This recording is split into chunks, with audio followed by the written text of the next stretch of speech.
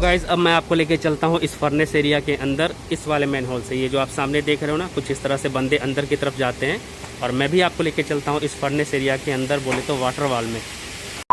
अभी मैं इसी मैन होल से अंदर आया हूँ और इस तरह का मैन होल आपको दूसरी साइड में भी मिलेगा, वो सामने की तरफ। और ये जो आप देख रहे हो ना, ये वॉल, ये पूरी की पूरी ट्यूब है चारों साइड। जहाँ तक आप देखोगे सब आपको ट्यूब दिखाई देंगी और यही है पूरा का पूरा वाटर वाल का एरिया, या ये कहें कि ये पूरा का पूरा फर्नेस का एरिया। मतलब इस वक्त मैं फर्नेस के अंदर में हूँ। जो बॉयलर का फर्नेस एरिया होता है, ये इसी एरिया को कहा जाता है। ये जो आप स्कैफोल्डिंग देख रहे हो ना, इसको इरेक्शन करने में लगभग 10 दिन लग गए 500 मेगावाट के बॉयलर में।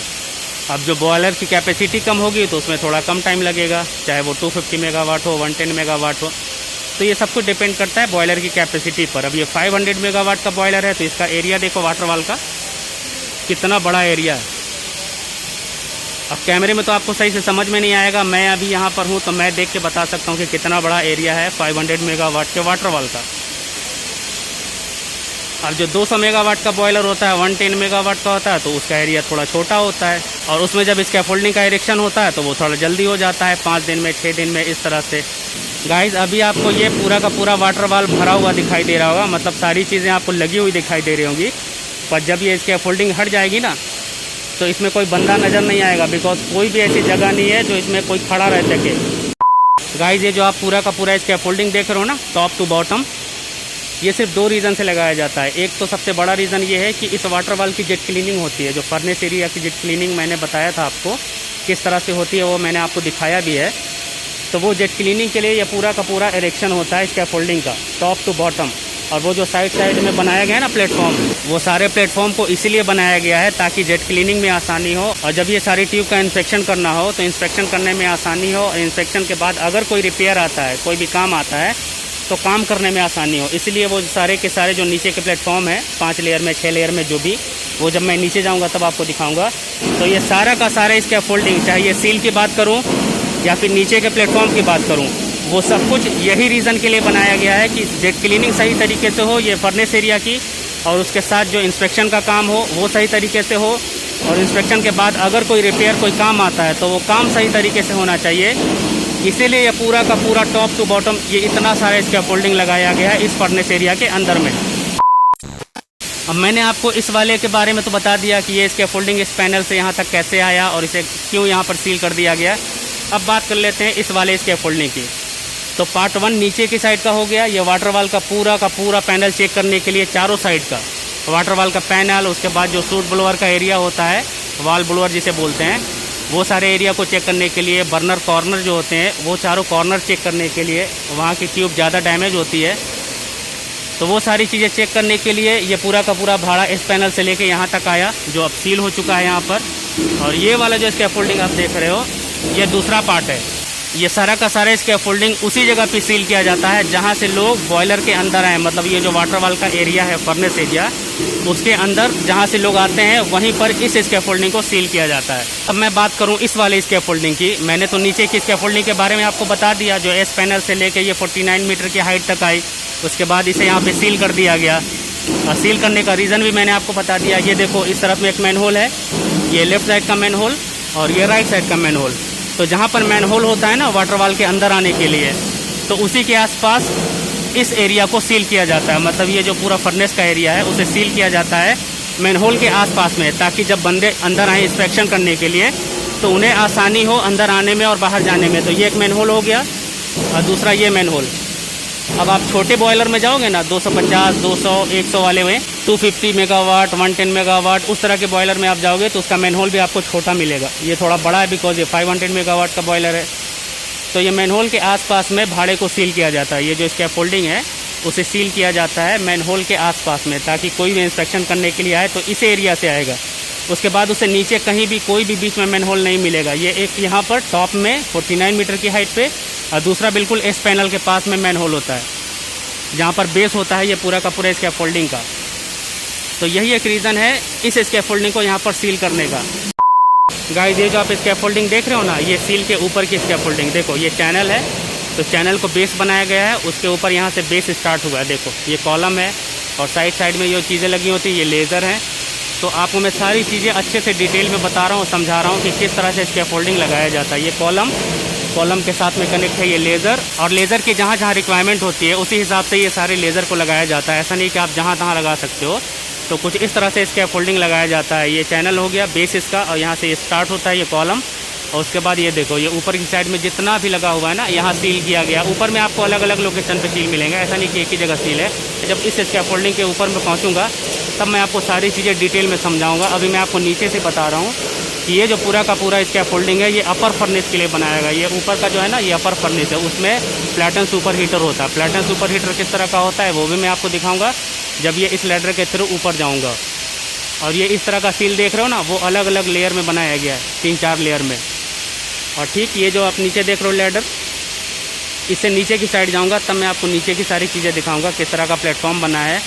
अभी आपको ये चीज़ें समझ में नहीं आ रही होंगी कि ये वाटर वाल पूरा का पूरा खाली है या बंद है। अभी तो आपको बंद दिखाई दे रहा है, पर मैं जब नीचे की साइड जाऊंगा तब आपको वाटर वाल का सही तरीके से दिखाऊंगा किस तरह का होता है वाटर वाल का अंदर का एरिया।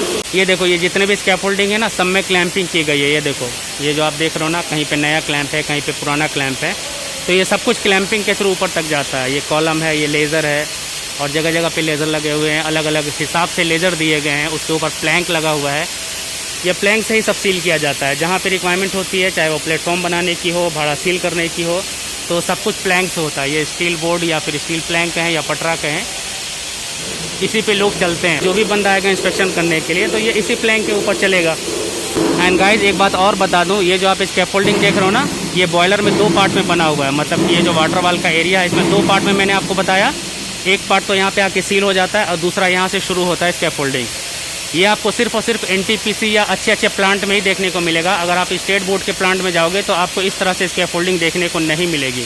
जब मैं कभी जाऊँगा ना किसी स्टेट बोर्ड के प्लांट में कोई भी प्रोजेक्ट वर्क के लिए, तब मैं आपको दिखाऊँगा किस तरह से वहाँ पर स्कैफोल्डिंग होती है बॉयलर के अंदर।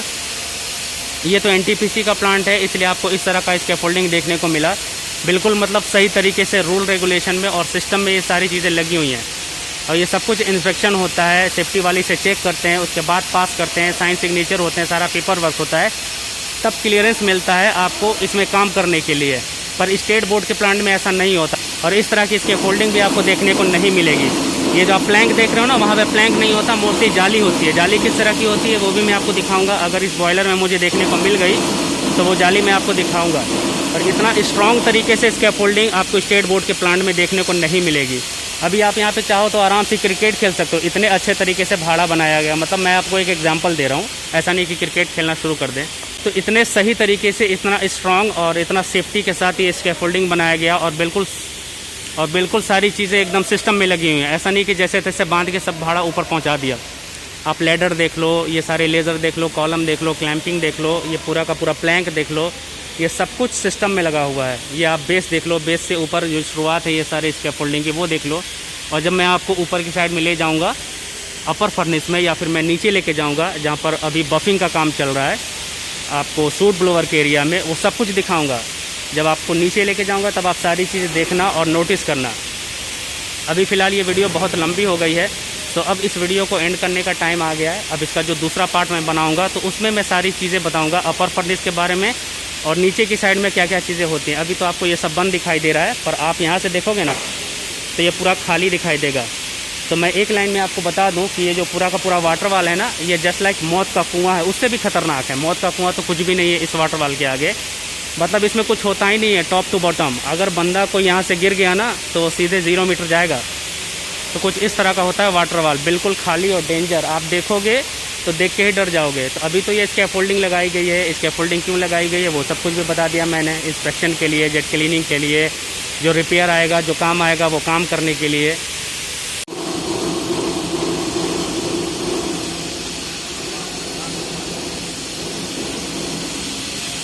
ये देखो गाइस, कुछ इस तरह से नीचे की साइड में जाते हैं। मैं भी जब जाऊंगा तब आपको सारी चीज़ें दिखाऊंगा नीचे की, किस तरह का सीन होता है ये सील के नीचे का।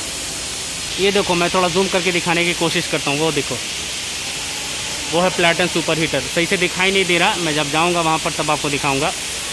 गाइस, जैसा कि मैंने आपको पहले भी बताया, मैं फिर से एक बार बता देता हूँ। वो जो है ना, वो फ्रंट साइड का है वाटर वाल पूरी की पूरी। सारी जो ट्यूब की कॉम्बिनेशन है ना, उसे ही हम लोग वाल बोलते हैं। एक दूसरे से सारी ट्यूब लगी हुई है, तो वो हो गया उसका फ्रंट।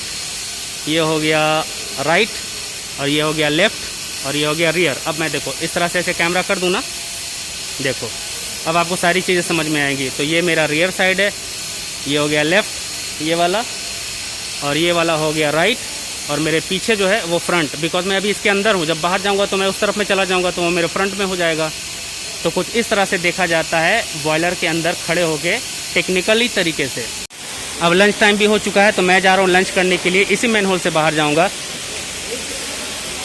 और जब मैं इसका नेक्स्ट पार्ट बनाऊँगा ना इस फर्नेस एरिया के अंदर का, तब मैं बाकी चीज़ें डिटेल में समझाऊँगा।